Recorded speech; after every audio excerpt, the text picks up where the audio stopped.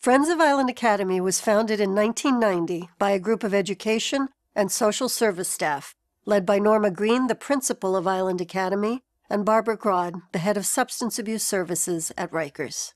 We would see our incarcerated students fueled by aspirations to do well and to do right, only to have them return months later to the same classrooms in the same jail. Friends was a pioneer of adolescent reentry and youth justice, and we continue to promote the best possible future for young people involved in the justice system, to keep them away from it for good.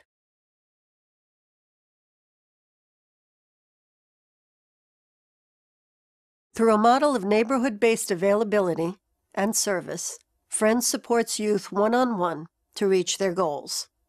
We provide a mobile network of support on the ground in which staff members serve as advocate, coach, mentor, or case manager in order to support young people through the 5 areas which are key to adolescent development: education, employability, health and well-being, civic engagement, and arts-based and recreational activities.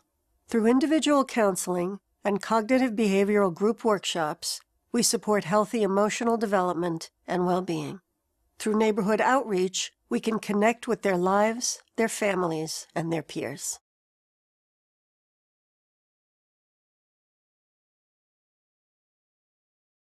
Our advocates spend time in jail with youth to identify their needs and their dreams and begin a plan for their release.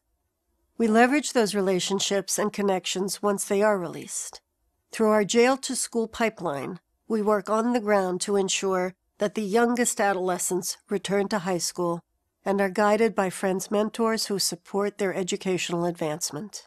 Even without court mandates, our youth members keep returning to us for many reasons: services, meals we share, but most especially the sense of belonging and connection they feel to Friends youth leaders and staff, giving us the opportunity to influence their lives in meaningful ways for the long term.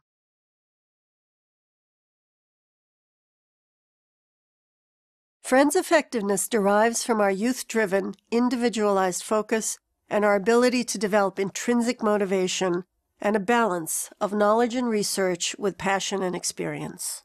Just as adult jails are wrong for young offenders, adult reentry models are wrong for young people returning home from incarceration. Research shows that a sense of belonging and opportunities for achievement and contribution are central tenets to positive youth development. Our effectiveness is enhanced by the participation of youth leaders who share their experiences, helping peers navigate the difficulties inherent in charting a positive course after jail.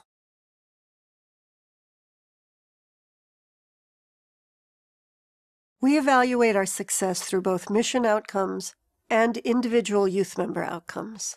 We measure the impact we have from a systems perspective by looking at reductions in recidivism. The rate of readmission for youth members engaged with Friends for 1 year averages 15%, compared to 47%, which is the rate of readmission among adolescent discharges during 2012. At the individual level, we look at engagement measured in months and years and by achievements in positive youth development.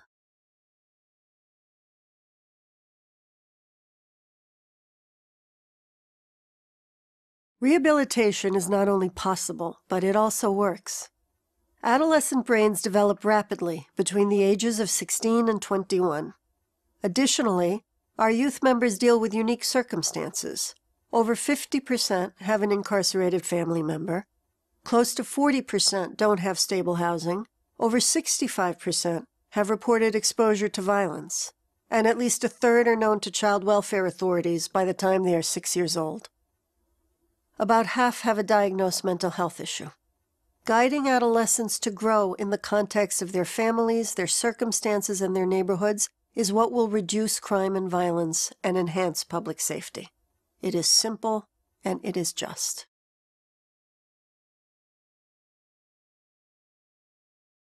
Since 1990, Friends has worked with over 10,000 young people. We have reduced recidivism, decreased time to enrollment in schools, and forged enduring relationships with youth. We've also been recognized by the legislature and the mayor's office for our expertise in youth reentry. In 2012, we were chosen in the nation's first social impact bond, which leverages private investment to achieve public good, in this case, to reduce the readmissions rate of adolescents leaving Rikers Island.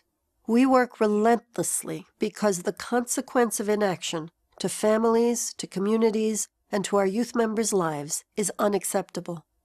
Taking action reduces crime and improves communities.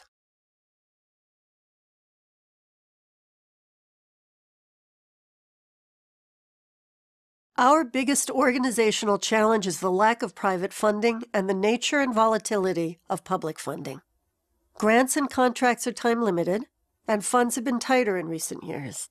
Our work requires consistency and flexibility, and private donations of concerned citizens can be the most valuable in innovating ways to help our youth members with homelessness, substance abuse, domestic trauma, and more. The support of private donors allows us to navigate obstacles on their behalf and to sustain long-term services.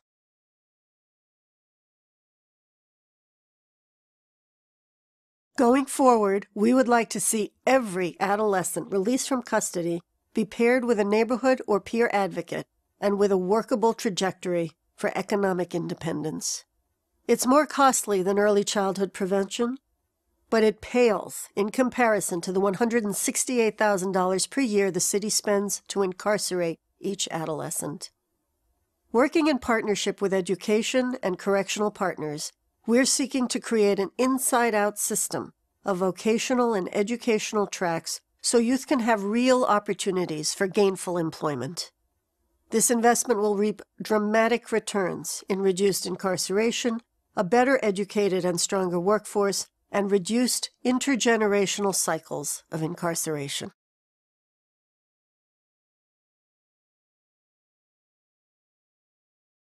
The biggest gap is the lack of our own housing stock, specifically for independent living resources for our youth members, and the need for a volunteer coordinator to leverage individualized services on behalf of our youth.